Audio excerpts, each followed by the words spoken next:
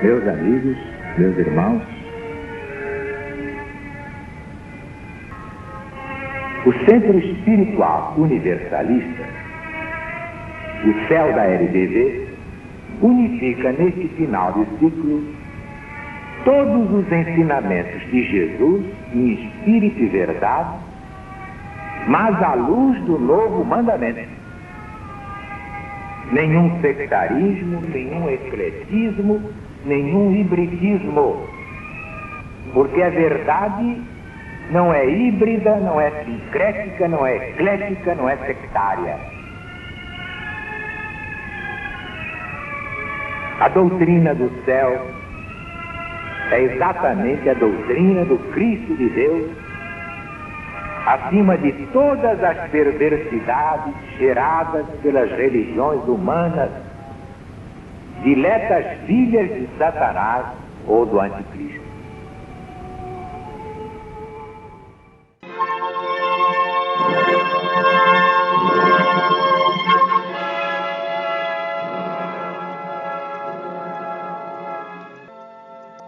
Doutrina do céu. Espírito da verdade, ao Zeruzaru responde. A lição de hoje é Assassínio e Suicídio, publicada no jornal Gazeta de Notícias, no dia 1º de janeiro de 1970. Ainda em relação ao 5º mandamento, no que tange ao prolongamento da vida, como explica o céu da LBV o assassínio e o suicídio?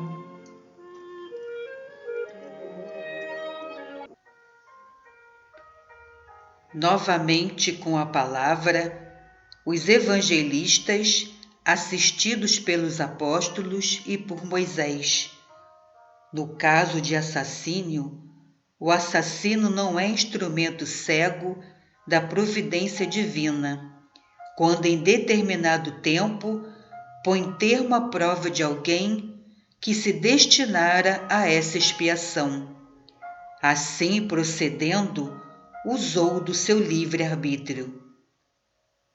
O assassínio é consequência do livre-arbítrio de um e da escolha das provas das expiações feitas pelo outro, que, aplicando a si mesmo a pena de talião, buscou morrer ou de morte violenta, mas sem determinar em que época nem em que gênero seria a morte, ou então, de uma forma precisa, perecer assassinado.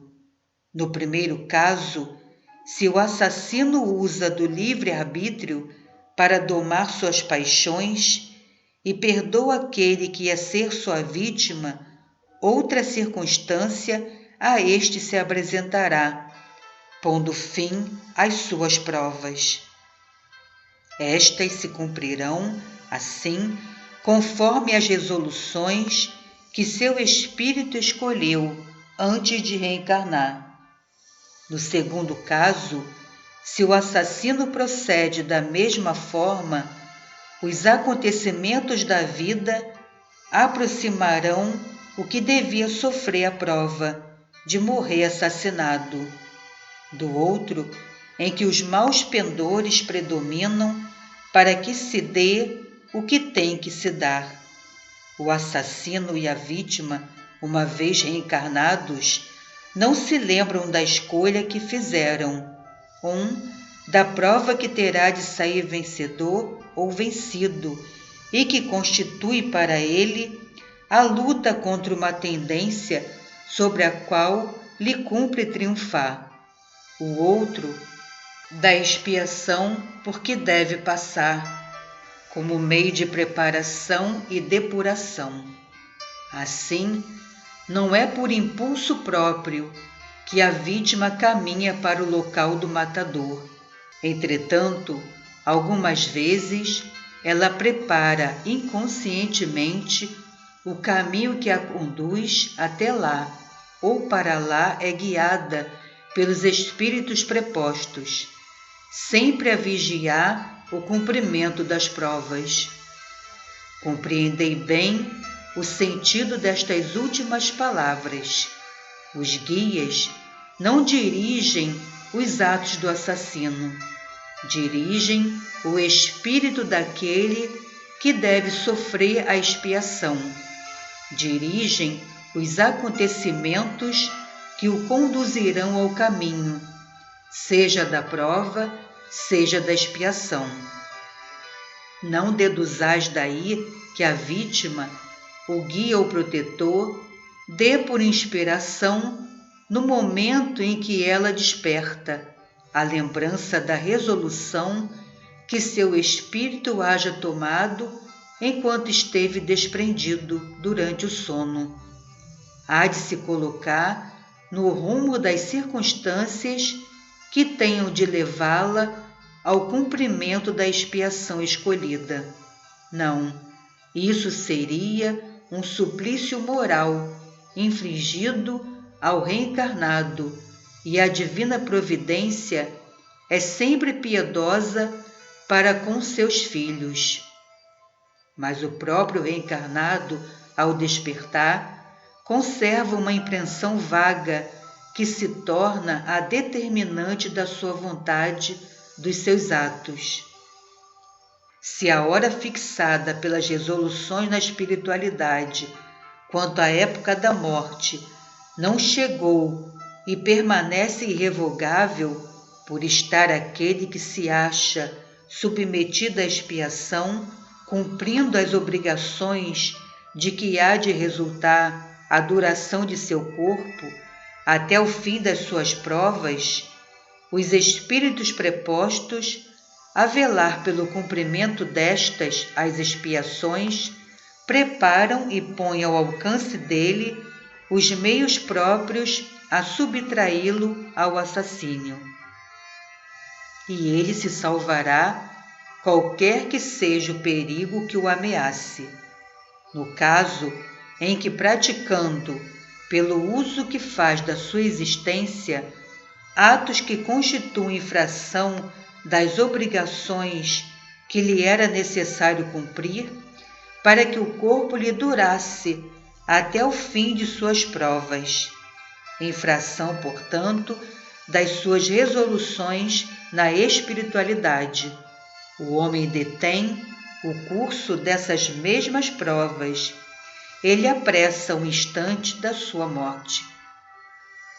Soa-lhe então a hora de partir, porque, usando e abusando do seu livre-arbítrio, pôs fim à duração de seu corpo, precipitando os meios pelos quais chegue esse fim, e que, procedendo daquela forma, ele atraiu fluidos cuja ação de conformidade com as imutáveis leis naturais que os regem, prepara e executa a destruição do corpo, a ruptura do laço que a este liga o espírito, o cordão fluídico, a mola, o instrumento, o meio de que depende a vida. E ao mesmo tempo que atraía aqueles fluidos, ele repelia os apropriados à conservação do seu corpo. Quanto ao homem que se deixa arrastar ao suicídio, é certo que ele usa do seu livre-arbítrio, quer quando atenta, de qualquer modo, contra a vida, quer quando afasta a arma que dirigia contra si mesmo, ou renuncia ao projeto de matar-se e ao gênero de morte que escolhera. Se, porém, a hora que ele, ao tomar suas resoluções na espiritualidade, fixou para morrer, e se conserva irrevogável por terem sido de sua parte cumpridas todas as obrigações que lhe importava cumprir, para que seu corpo durasse até o término de suas provas. Os espíritos prepostos a velar pelo cumprimento destas prepararão e lhe porão ao alcance os meios adequados a se subtrair à morte. o suicídio abortará, ele será salvo. Não concluais daí que o homem possa seguir impunemente o seu pendor para o suicídio e a ele ceder atentando contra a própria vida, porque, de um lado, o suicídio é crime perante Deus, e de outro, o homem não sabe se chegou ou não a hora da sua partida. A duração da existência é limitada, mas o livre-arbítrio do homem pode fazê-lo sucumbir ao mau pensamento de interromper ele mesmo o curso da sua vida, ou levá-lo a dominar este arrastamento culposo. Aquele que se suicidou, como que morreu assassinado, ou de qualquer outra forma, sempre morreria, mas de maneira diversa, de modo natural, desde que houvesse chegado para ele a hora de partir. Quer por haver atingido o limite natural marcado para o fim da vida humana, que segue o seu curso regular, quer por haver em suas provas atingido o termo que ele lhes fixou ao tomar suas resoluções espirituais, quer finalmente por ter pelos seus atos infringido as obrigações que precisava cumprir a fim de fazer que seu corpo durasse até o termo daquelas provas, cedendo ao arrastamento que lhe cumpria combater. O gênero de morte a que sucumbiu resultou da sua escolha, mas ele partiu porque chegou a hora de partir. Se tivesse combatido os pendores que o impeliam a se matar, sairia vencedor da prova, não se veria condenado a recomeçar nas mesmas condições. O sentimento que induz o homem a suicidar-se não lhe nasce no íntimo instantaneamente. É um germe que se desenvolve devido à tendência constitutiva de uma prova em que ele precisa triunfar. Se, em vez de combater essa tendência, o homem se lhe entrega, morre culpado, faliu. Se, em vez de se lhe entregar, investe contra a ideia de destruir a vida que Deus lhe confiou, a hora da libertação, quando soar, o encontrará isento da mancha de uma ação má, como também dos maus pensamentos que a teriam causado. Combatendo as tendências que o impelem à destruição de si mesmo, evitando as causas que poderiam levá-lo a tal ato de desespero, o suicida não cometeria esse crime. É evidente que o homem pode evitá-lo, porque lhe é possível pela força da sua vontade sustentada na fé, repelir todas as tentações. Por isso, aquele que escolheu como prova resistir à tentação do suicídio pode sair vencedor na luta. A bondade de Deus lhe faculta os meios, cabe-lhe alcançar a vitória, porquanto, nas provas em que o homem, para purificar o seu espírito no cadinho da reencarnação, é chamado a vencer suas tendências. Deus lhe deixa a liberdade de escolher entre o bem e o mal. Assim, há sempre luta com possibilidades de derrota ou de triunfo. Na prova do suicídio, quer triunfe, quer sucumba, morre sempre no tempo preciso. Mas Deus, por efeito da sua presciência, vê se o homem vencerá ou sucumbirá. De qualquer forma, sempre lhe respeita a inviolabilidade do livre-arbítrio. É o que vos temos a dizer sobre o instante da morte, o qual, se fosse fatal como falsamente muitos o consideram, de modo absoluto e em todos os casos, seria um atentado ao livre-arbítrio do homem, arrastando-o inevitavelmente ao fatalismo irresponsável.